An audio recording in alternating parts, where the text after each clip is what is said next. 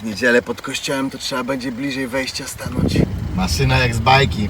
Widać, że dbał. Plaka nie żałował. Jak sąsiad zobaczy, to kurwicy dostanie. Matce nie mów, ile daliśmy. Musiał się nie znać, że tak tanio oddał. Wiesz, szwagier to ten wzmocniony z czerwonym DI. Żadnego jedzenia w samochodzie. Synu, tanio my dali. Już u sąsiadki firanki chodzą. Bajki. Patrz tu jaki ma bajer. Igła. Ten handlarz z Radomia od razu wyglądał na uczciwego. Najważniejsze, synek, że ten model nie traci w ogóle na wartości. Handlarz mówił, że zaczipowana. Tato, ale wielka butla tu wejdzie. Debilu, to diesel. Nie kopać siedzeń. Marciniaki mają podobno, u nas jest prawie full opcja. Słucha się nogi.